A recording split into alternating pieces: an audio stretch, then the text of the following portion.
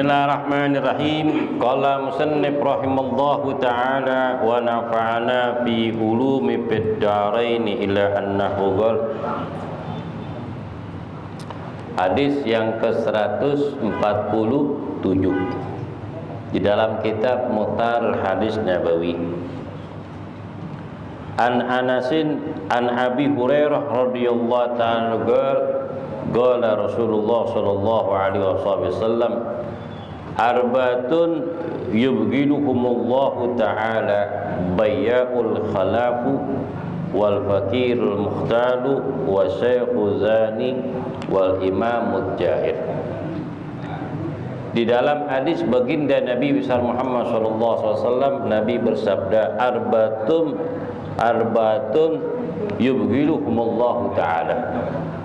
4 golongan orang ini Allah akan murka kepada dia. Yang pertama, bayya'un khalaf, yakni penjual yang suka bersumpah. Wal fakirul mukhtar, orang miskin yang sombong. Wa syaikhu jani, orang yang tua berbuat zina. Wal imamul jairun, pemimpin yang zalim. Di dalam hadis ini Nabi SAW menggambarkan kepada kita hal-hal yang dimurkai oleh Allah. Hendaknya kita jauhkan dari sifat-sifat yang dimurkai oleh Allah Subhanahu wa ta'ala, dan bagaimana caranya supaya Allah Ta'ala menyayangi hambanya dengan diturunkan rahmat dan ampunan dan ganjaran pahala yang Allah berikan bagi hamba-hamba Allah yang soleh, yang melakukan kebaikan-kebaikan dimanapun mereka berada, dan meninggalkan hal-hal yang dilarang oleh Allah Subhanahu wa ta'ala. Allah Ta'ala berfirman dalam surah Al-Imran, wasari'u ila maghfiratum min rabbikum wa jannatin adduha samawati wal ardu iddat lil muttaqin. Segeralah kalian mencari ampunan Allah dan derajat yang sangat tinggi nanti di dalam surga. Ketahuilah surga itu lebih luas daripada langit dan bumi, disiapkan bagi orang-orang yang bertakwa. Alhamdulillah. 4 perkara yang dibenci oleh Allah, 4 perkara yang dimurkai oleh Allah, 4 perkara yang harus kita jauhkan. Arbatun yubghiduhumullahu ta'ala. Ada 4 perkara, 4 golongan yang dimurkai oleh Allah Subhanahu wa ta'ala. Yang pertama, bayya'un khalaf, penjual yang suka bersumpah.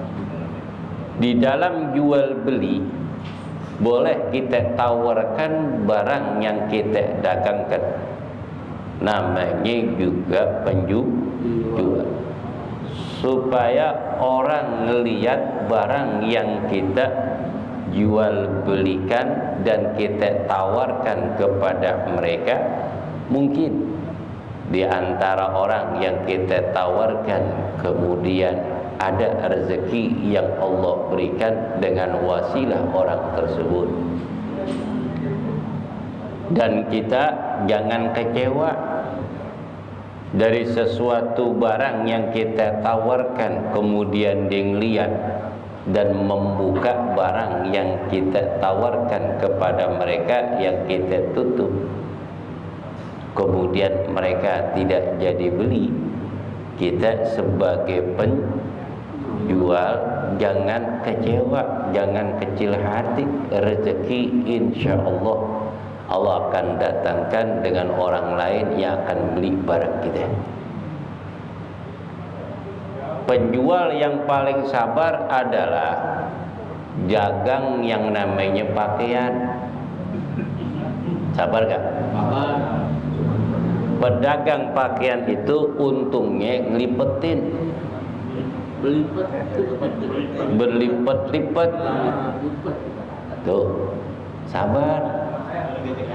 Udah kita rapiin, orang lihat. Contohnya sebetulnya sudah ada itu di mana? Dikatung.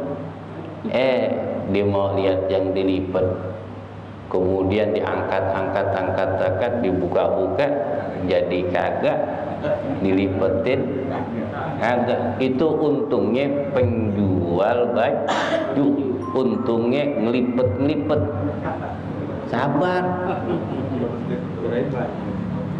Tuh. Yang sabar lagi tukang duren, sabar tuh tukang duren. Ada lagi bicara manis lagi. Ahmadi cerita manis. Kalau udah cerita manis ribet, kan kita nggak tahu dalam buah tersebut ada yang manis, ada yang sedang, ada yang kagak. Itu kan rahasia Allah. Tapi risikonya besar dagang duren. Kalau bukan ahlinya yang dagang rugi. Ada tetangga saya ngelihat musim duren, dia punya modal di duren tuh setrep. Dia nggak tahu nih tata caranya, dibelek mulu. Ternyata ada yang mentah, terus apa lagi?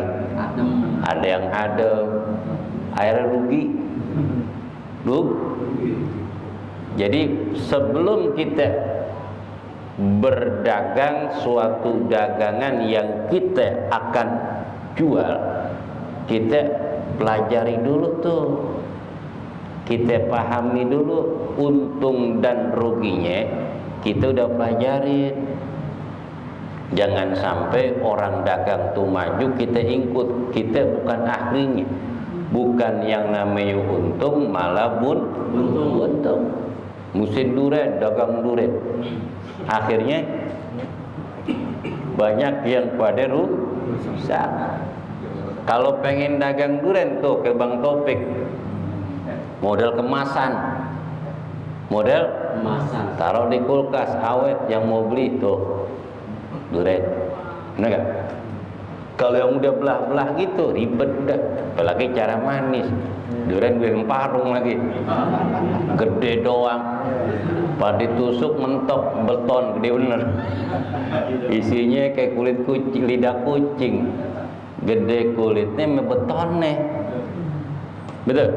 Itu beresiko. Kalau kita belum ngerti, jangan. Begitu juga sekarang nih lagi rame-ramenya orang dagang daging sapi hewan kurban, baik jenisnya sapi ataupun kambing. Kita harus tahu dulu tata caranya, berapa orang yang kita jaga di sini, berapa orang yang ngaritin, yang ngurusin, belum dokter hewannya, belum namanya biaya angkut dari Jawa ke Jakarta, belum biaya lagi ntarin kemana? Ke musola dan masjid dan perawatan dan sebagainya. Itu harus dihitung. Apalagi yang baru tumben dan kenalan nggak ada, sewa lapak mahal, kenalan kagak. Banyak yang pada utuh akhirnya pulang. Ya, ada teman-teman saya itu, saudara-saudara saya itu di Mampang kan dia punya kandang sapi. Tuh kalau udah lebaran 2 hari dia keliling tuh. Keliling beli sapi yang sekiranya kagak laku. Tuh dijual murah. Makanya beli sapi hari ke-13 aja. Hari ke-13 sepi, eta terakhir obrolan kalau ada. Jadi mendingan kita beli dari sekarang, belum waktunya. Kalau memang udah yang ngumpulin udah ada, beli sapi dari sekarang lebih murah. Jangan sampai seminggu sebelumnya udah mahal itu. Apalagi belinya ini sama orang yang kita kenal.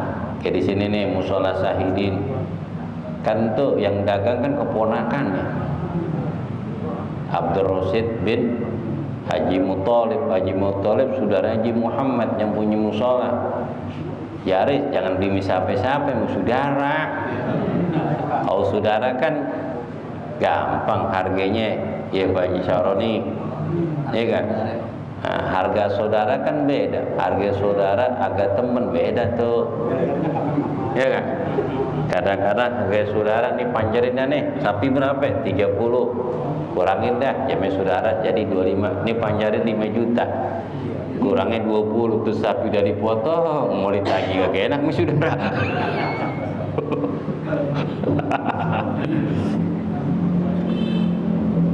Pertama, bai'ul khalaf, pedagang yang suka sumpah, nggak boleh. Ketika ada orang membeli barang yang kita tawarkan, kemudian orang ini tidak mau beli, itu biarin.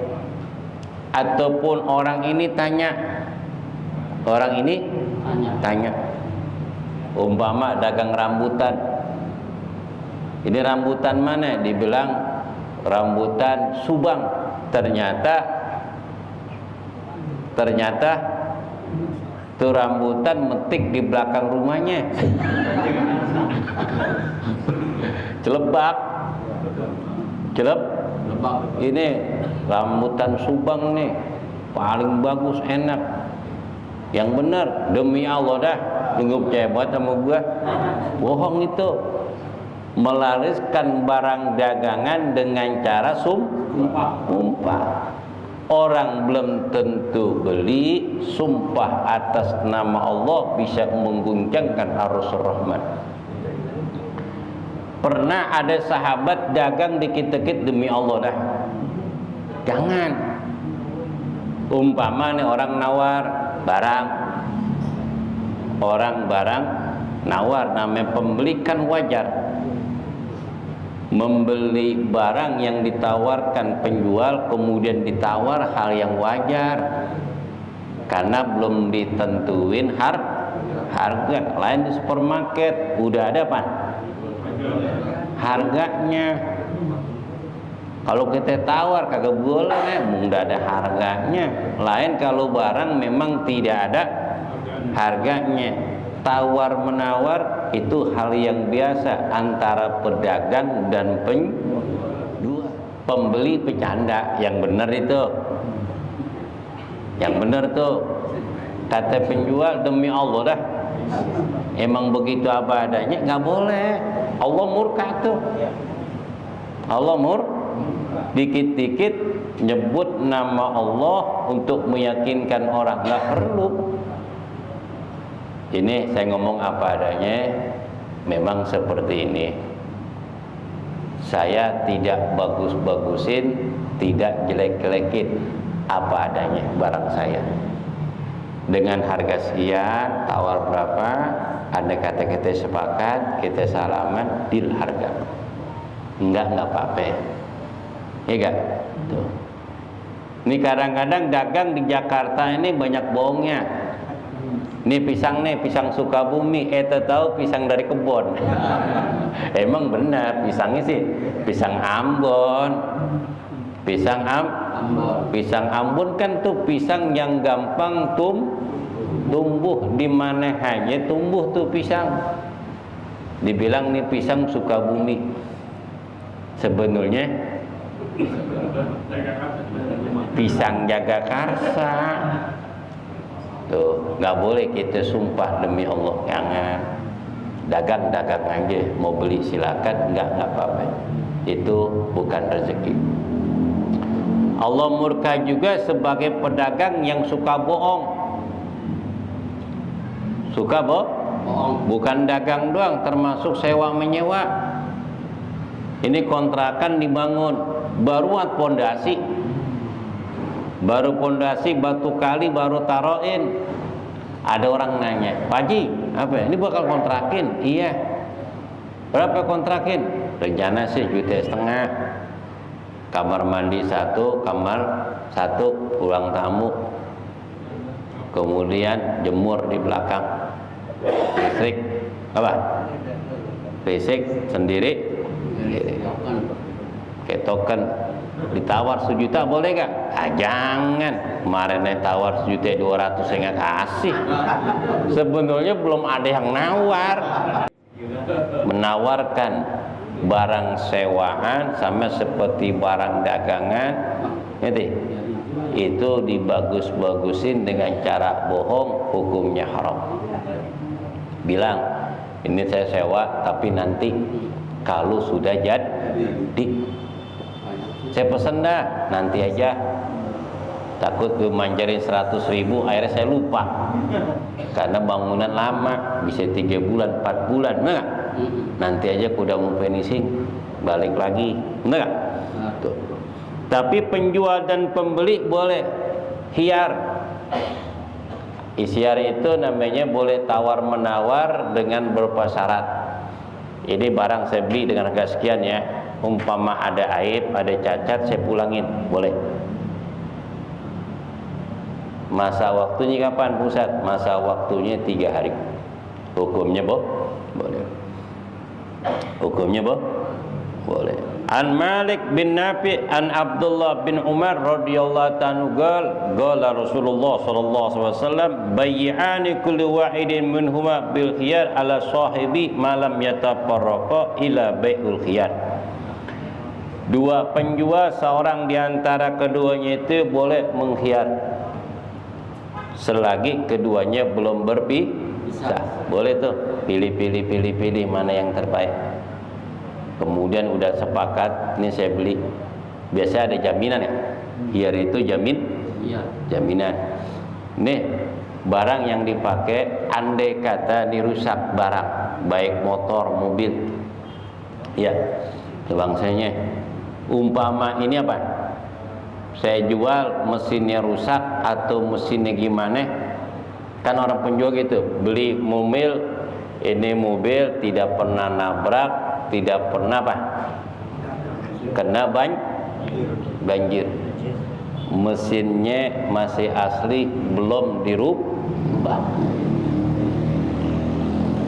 khiyar itu saya bawa nih, ini saya bayar. Andai kata ini rusak, saya pulangin, jadi hukumnya boleh. Itu jaminan kalau memang barang bagus. Begitu juga barang yang telah dijual nggak boleh dijual lagi walaupun cuman DP. Sekarang mesin sapi nih, kambing, dibeli sapi, ini sapi udah dibeli sama orang, di DP itu 5 juta, tapi kurangnya umpama 35 juta. Beratnya sapi umpama 500 kilo umpama. Sepakat nih di DP 5 juta. Orangnya pulang, ada orang beli, buka harga 50, ditawar 45. Itu nggak boleh. Barang yang sudah dibeli nggak boleh dijual. Karena udah milik orang, karena udah tanda jadi. Udah tanda pesekot orang dulu mah. Sekarang mah DP. Hukumnya haram. Hukumnya haram. Kadang tuh begitu orang. Karena sapi, kambing kan bentuknya sama, kita nggak tahu. Betul. Ini nggak boleh. Hukumnya haram. Begitu juga barang yang di DP nggak boleh dijual lagi ame penjual, begitu juga pembeli nggak boleh jual sebelum dilunasin. Ini motor dibeli nih di DP umpama 3 juta, dipoto-foto, suratnya dipoto, semuanya nih iklanin sama dia, seakan-akan milik dia. Kemudian orang beli, itu hukumnya haram. Lunasin dulu ame penjual. Udah milik kita, ijab kabul, uang yang kita serahkan, barang kita ambil, kita jual lagi, ambil keuntungan, silakan. Yang penting selesaikan dulu. Termasuk properti nih, beli tanah 5.000 meter, semeternya 8 juta, kali 5.000, 40 miliar. 40 miliar DP, separuh umpama 20 miliar, berarti kan masih berapa? 20 miliar lagi, nggak boleh jual, nggak boleh lunasin dulu. Ini mah dikapling-kapling, ini gambar-gambarin jual mau orang bakal bayar, nggak boleh, haram itu. Umpama penjual itu tahu bahwa duit untuk pelunasan sebangsa ini dari barang dagangan dia yang belum lunas, otomatis pembeli untung gede, modal dikit DP. Penjual merasa rugi, nggak bisa. Situ baru DP sekian, tahu-tahu tanah saya habis kejual. Berarti uang itu dipergunakan untuk bayar saya dari barang saya yang dijual. Kalau gitu nggak boleh. Berapa DP kamu kemarin? DP saya umpama baru 5 miliar. Sisanya berapa? 35 miliar. Dari 5 miliar kira-kira itu tanah berapa meter kalau dijual? Umpama dapat 700 meter umpama. Dari 700 itulah kamu dapat keuntungan, sisanya punya saya. Itu hak pemilik lah. Karena ini jual putus, bukan kerja sama. Tuh, Nabi ngelarang orang yang beli belum sempurna pembayarannya nggak boleh dijual kecuali izin kepada pemilik. Kalau pemilik bilang, nih deal harga berapa? Umpama apa nih, mobil ini deal umpama 300 juga, Kijang Innova Reborn tahun baru, DP nih 100 juta, sisanya 200. Cuman terus terang nih, untuk lunasin 200 saya nggak punya, saya cuman punya apa? 100. Bagaimana nih mobil di sini tapi saya jual lagi, boleh gak? Kata pemilik, boleh. Ketika ini laku harga lebih dari harga yang saya tawarkan, ternyata situ punya keuntungan, bagi saya dong. Bagi kayak saya, nggak boleh harga yang sekarang, karena situ belum lunas, lunasin dulu, baru dagangin lagi tuh barang saya. Kalau belum lunas kagak boleh dijual, baik pemilik ataupun pembeli. Jadi ada di tengah-tengah. Pemilik nggak bisa jual karena udah diikat DP. Pembeli nggak boleh jual sebelum lunas. Jadi di tengah-tengah tuh, di tengah-tengah. Kalau umpama pembeli nggak mau lunasin, pulangin DP-nya, nggak boleh dikurangin. Ini kadang-kadang dia dikurangin atau angus, nggak boleh, haram itu.